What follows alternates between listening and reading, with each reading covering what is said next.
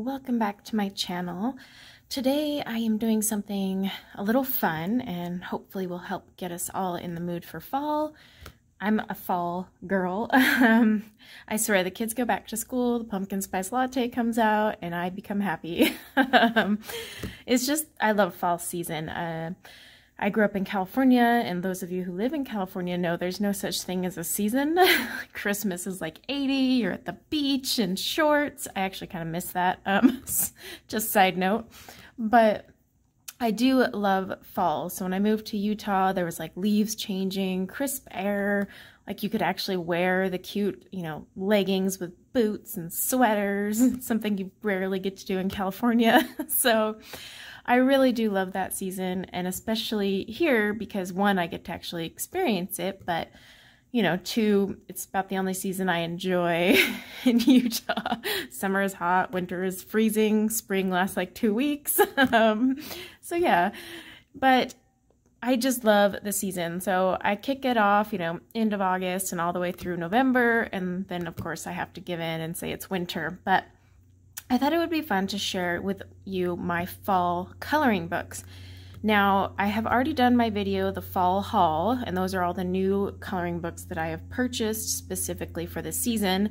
Now I'm going to show you the ones that I already own, and this includes a few PDFs that I purchased last year and I never got to color. And I'm going to show you these ones. Now, these are specific to Halloween and fall. In part 3, I know this is a crazy series, but in part 3, I am going to show you books that I own that are not specific to the season, but actually have a lot of fall pages and Halloween pages. So you don't need to go out and buy the actual fall books. You might already have fall or seasonal ones in your books that you don't know about. So that'll be in part 3. Okay, so what do I have for fall books already? Actually, let's start with the PDFs. It's a big binder. I want to get it out of my way. So this is like my PDF binder where I kind of store all the random PDFs that aren't full books. So I have this one I got from Christine Caron last year. It's actually in one of her new printed books. So you can either buy it on her Etsy or just buy the printed book and it's in there. And then this one also is in her book now, but I got this last year. I really want to do this one this year. It's just so, obviously this is fall, come on. She's got a sweater, she's got leaves. Let me see if I can find the others. I didn't pre-mark them, so you're gonna have to be patient. Okay, Genovia Art on Etsy. I got this one last year, this adorable little witch, and I never colored it, and it was super cute. So I really need to get on that. And then, let's see, I have some Dawn Davidson ones for fall. So I have this one here. It's like I think it was called like Bohemian Witch or something like that. But this one is one of my favorites. And I had every intention of coloring it, and I didn't. Now this one actually reappears in one of my Coloring Heaven magazines. I think the Witch's Compendium or one of them. Now, I believe I have some fall ones in Mariola. Oh, I also have some Kundinks King's art. Okay, so I bought this one last year. I forgot about this one, so I definitely need to color that one too. Isn't that cute? This will be good for practicing fur. I had purchased this one. This came in a 4-pack actually with this one here. I colored this one last year. And then I just never had done the others, but this one is also part of the 4-pack. I never even printed the other ones in the 4-pack. I should probably do that. I don't know if I have any Mariola ones specific to fall, but let me double check. I mean, some of them you can definitely say are Halloween-ish, but I don't think I printed anything specific to fall. I mean, you could totally color this one for Halloween, though. This would be awesome, all gothic styled out. Oh, I did have this one. That's right, her cutesy images. Oh my gosh, I can't think of the name now. The cuter side of Mariola Budek. But this is like the witchy's house or something like that. I forgot I had that one. Okay, so I do have a Halloween Mariola. All right, now I can get those binders out of the way. So I have Hannah Lynn's Enchanted Halloween. The reason there's pages marked, my daughter had marked them in case this book was picked for the color along for September. But these are all really cute. They're not just Halloween. There's a lot of fall ones. Like she's sitting in a pile of leaves, you know, adorable witches. See, this is very fallish. So they're not all Halloween. I mean, they're more Halloween, but you definitely have fall images in here. This one I've always wanted to color. Isn't that just adorable? It's super cute. I love Hannah Lynn in the fall. Oh, that was an awful mess up. Let's not look at that one. That one's cute. Reminds me of Red Riding Hood. But yeah, these are really adorable images. I actually really want to do that one this year. Now this is one of her books where it's doubled up on the images, so it's 30 times 2. I'm just going to throw these on the floor. Then I have my Witches Compendium from Coloring Heaven. This is where they kind of took a bunch of different ones from different artists and such, but all, I mean, look at these. These are all so cool. Yeah, this is the one where I think my Dawn Davidson one is also at. Now, obviously, with the witches and such, this will be more Halloween, but you can still find, like, a witch that's not super Halloweenish. Jasmine Beckett Griffith is in here. Lindsay Archer. It's a whole mixture of artists. Selena Fennick. So, then I also got the Halloween special. This is the older one. So this one has even some grayscale. Like this is Carissa Rose. It's a really dark grayscale, isn't it? Ooh. And then we got, let's see, Lemon Shortbread is what she goes by. Zoe Sadler. Now obviously this is going to be very Halloweenish and less fall, but Halloween is part of fall, y'all. So... and then some of these witches you'll actually see in the Witches Compendium. Okay. Halloween special. This one was actually a little too gruesome for my style. Once I got it, I was like, oh, I don't know if I'm ever going to color in that. I might do, like, that one I might be able to handle. I mean, it's creepy as all heck, but it's not all bloody. I mean, that looks like one scary doll. Like, these almost give me nightmares. Some of these other ones aren't too bad, like the Octobrat. But yeah, like some near the end of this book, that's just like, oh my, it's too dark for me. Dawn Davidson is in here. Oh, here's the Bohemian style witch. So maybe that's the book I was thinking of. Pinup Witch. I think it's funny. Yeah, so some of these will also be in the Witches Compendium. This would actually be really good for fall with all the pumpkins and stuff. You don't have to make this one super Halloween themed. Okay. Oh, goodness, sorry, pulling from the pile. Then I have my Jasmine Beckett Griffith Halloween coloring book. This is the only Jasmine Beckett Griffith book I have.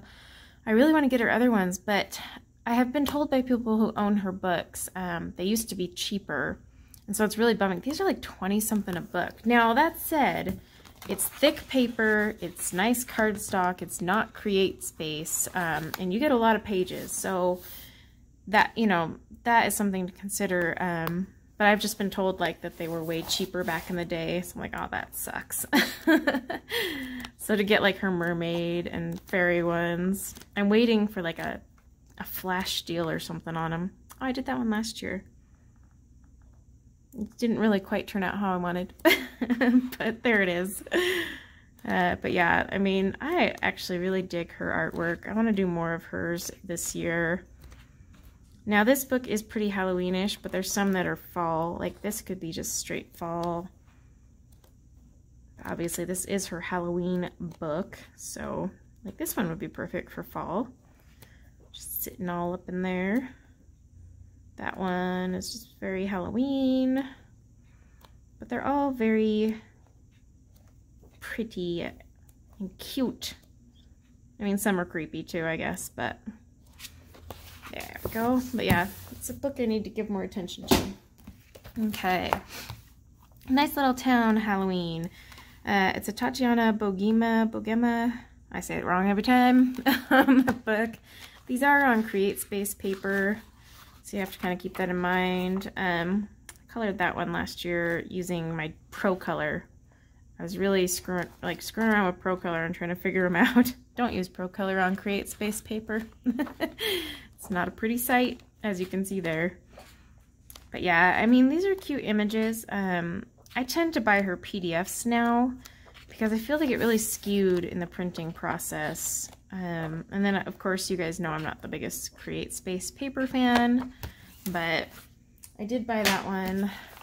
Autumn Dreamlings. I actually like the Dreamlings. So if you do buy the Dreamling books, hopefully you can see that, you'll have some printed on black and then the same images printed on white. So you'll have black backgrounds. Like I did that one last year. Is that with Inktense? Not really sure. I think that was with Inktense. I was playing around with Inktense a lot, but see how it has black background? That one I did with Castle Arts, which do okay on Create Space paper. But yeah, so they have like these black backgrounds, and then the same images are repeated. That was Inktense too. I was really playing with Inktense last fall, trying to perfect the art of coloring a pumpkin with Inktense. See, there it is again. Yeah, I'm pretty sure they're all... Ah! This was an attempt with Crayola to do everything in purple for fall. Did not work well. Yeah, we're just going to pretend we didn't see that. But yeah, then here they are with the white, so in case you wanted to do your own background. It is Create Space paper though. Not gonna lie to you there. Alright, Coloring Book Cafe, Country Autumn. I actually really like this book. I did a color along on my channel using Derwent Inktense. I did scan and print, obviously. Oh, Scout's talking to us. Because you can't really use water mediums on this paper. You can, but it's not a pretty sight. Now, some of these images are in the new autumn book I just bought that has 100 of these. Did that with Black Widow, I think. Oops.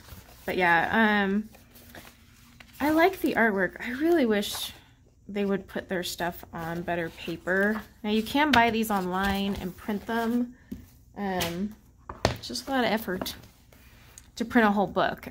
So I usually just scan when I'm ready. So Cute Witches from Jade Summer.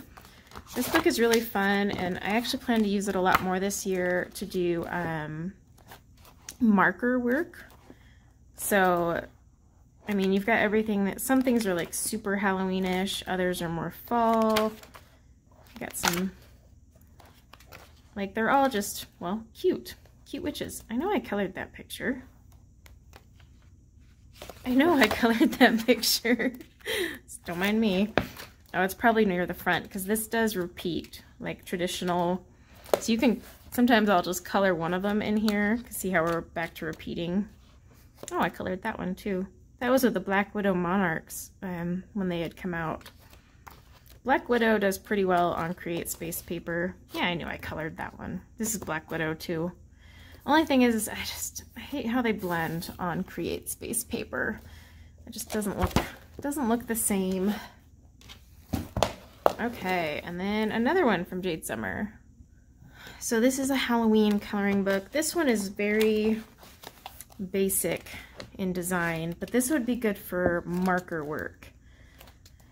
Like, you could do a lot of practice shading with markers, watercolor and Inktense. Obviously, you'll want to scan and print these out.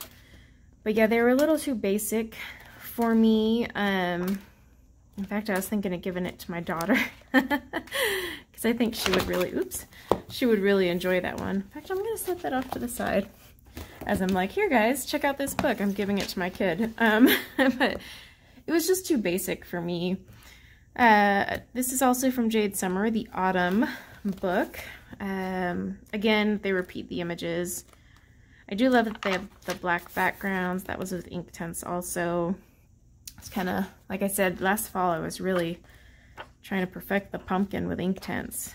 And these are pretty basic too. I did this with marker in the book, but here's why I don't like Create Space paper with markers. It just bleeds. It tears up your markers too. It's actually really bad for the nibs. So I'll probably scan a lot of these and print them on my hammer mill. See, I did that one with marker too, and it was rough. You just don't get the right blends, but that said, I'm probably going to play around with this one, see if I can do something better this year. Now, it wouldn't be my channel if I didn't have a mandala book, and they have autumn mandalas. My favorite mandala artist, Camelia Anjakova. So she has this one. Now, I wouldn't really call these mandalas per se. It's more like artwork surrounded by a mandala frame.